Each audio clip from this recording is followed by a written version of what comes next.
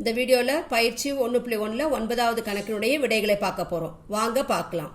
பின்வரும் விகிதமுறு எண் ஜோடிகளை ஒப்பிடுக. 2 விகிதமுறு எண் நம்ம கொடுத்துருப்பாங்க. அதில் ஒப்பிடுக என்பது என்னன்னா எது பெரியதுன்னு கண்டுபிடிக்கணும். 2 விகிதமுறு எண்ணில் எது பெரியதுன்னு கண்டுபிடிக்கணும். இப்போ கொடுக்கப்பட்ட முதலாவது கணக்கு பார்ப்போம். -11 கீழ் 5 -21 கீழ் 8. இந்த 2 விகிதமுறு எண்ணில் எது பெரியதுன்னு கண்டுபிடிக்கணும். ஸோ இப்படி பார்த்தோம்னா நம்ம கண்டுபிடிக்கிறது சிரமம். அப்போ என்ன பண்ணணும், 2 பகுதிகளையும் என்ன பண்ணணும், இது வெவ்வேறு பகுதிகள் இருக்கு, நம்ம 2 பகுதிகளையும் ஒன்னா மாத்திக்கணும். அதுக்கு என்ன பண்ணணும், நம்ம மீசிமா கண்டுபிடிச்சிக்கலாம். இப்போ 5ம் 8ம் மீசிமா கண்டுபிடிக்கணும். 2ம் ஒரே எண்ணால் வகுப்படாது. அதனால என்ன பண்ணிக்கலாம், எளிய முறையில் மீசிமா கண்டுபிடிக்க என்ன பண்ணிக்கலாம், 2த்தையும் பெருக்கி போட்டா போதும். அப்போ 8 40. இப்போ 2 பகுதிகளையுமே 40ஆ மாற்றணும். அப்போ இதை 40ஆ மாற்ற என்ன பண்ணணும், 8ஆல பெருக்கணும். பகுதியை மட்டும் 8ஆல பெருக்கக்கூடாது, தொகுதியும் 8ஆல பெருக்கணும். இதை என்ன பண்ணும், இப்போ 8 40ஆ மாற்றணும். அப்போ எதால பெருக்கணும், 5ஆல பெருக்கணும். அப்போ பகுதியை மட்டும் பெருக்கூடாது, தொகுதியும் 5ஆல பெருக்கிக்கணும். இப்போ -88 கீழ் 40 -105 கீழ் 40 பெருக்கி வரும்போது இப்போ இது 2ல் எது பெருசுன்னு பார்க்கணும். அதுக்கு எதை ஒப்பிட்டு பார்க்கணும்னா தொகுதிகளை ஒப்பிட்டு பார்க்கணும். இங்கே -105, இங்கே -88. நமக்கு தெரியும் எண் கோட்டில் இடதுபுறமா செல்ல என்ன ஆகும்னா அந்த எண்களுடைய மதிப்பு என்ன ஆகும், குறைந்து கொண்டே போகும்.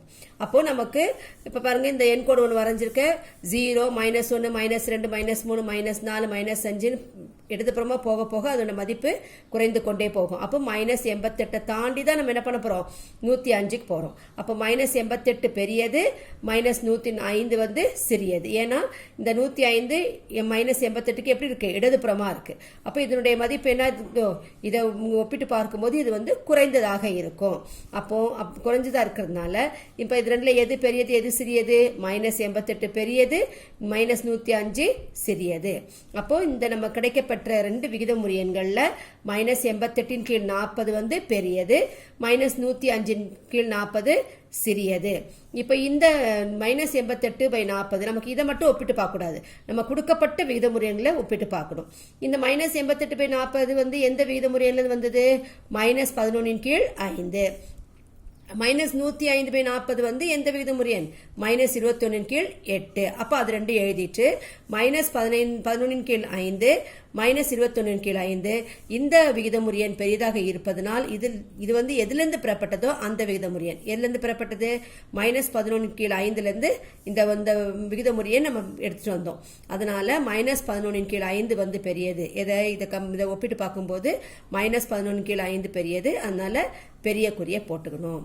அதனால இந்த -11 கீழ் 5 -21 கீழ் 8ல எது பெரியது அப்படின்னா -11/5 பெரியது. வாங்க 2வது கணக்கு போலாம்.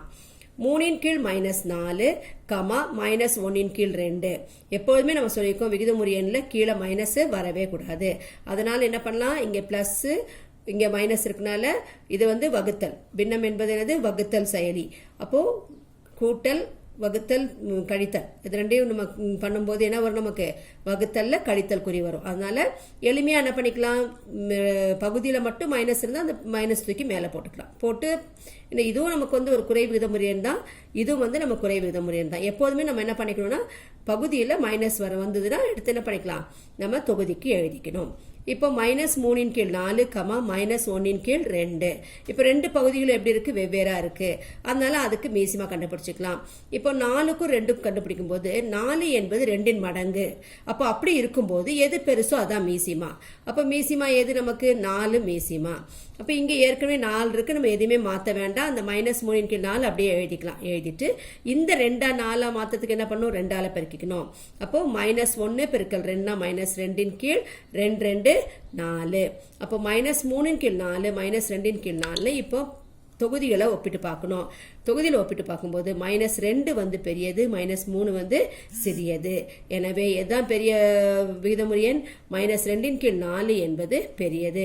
இந்த -2 கீழ் 4 எதிலிருந்து பெறப்பட்டது, -1 கீழ் 2லிருந்து பெறப்பட்டது. அப்போ -1 கீழ் 2 பெரியது. அப்போ குறியில எழுதும்போது எப்படி எழுதணும், -3 கீழ் 4 என்பது எதை விட சிறியது, -1 கீழ் 2 விட சிறியது.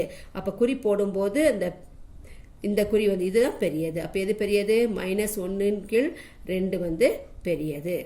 வாங்க 3வது கணக்கு போலாம். 2 கீழ் 3, 4 கீழ் 5. இதுக்கும் என்ன பண்ணா ரெண்டு வெவ்வேறு பகுதிகள் கொடுத்திருக்கனால ரெண்டு பகுதி என்ன பண்ணும் ஒன்னா மாத்தணும். அதுக்கு என்ன பண்ணலாம் மீசிமா கண்டுபிடிக்கலாம். அப்போ 3க்கும் 5க்கும் மீசிமா கண்டுபிடிக்கும் போது ரெண்டுமே என்னது ஒரே எண்ணால் வகுப்படாது. அப்ப அது ரெண்டு என்ன பண்ணிக்கலாம் பெருக்கிக்கலாம். 3 5 15. அப்ப ரெண்டு பகுதிகளுமே என்ன மாத்தணும் 15ஆ மாத்தணும். அப்போ இந்த 15ஆ மாத்த இந்த 3 எதால பெருக்கணும் 5ஆல பெருக்கணும்.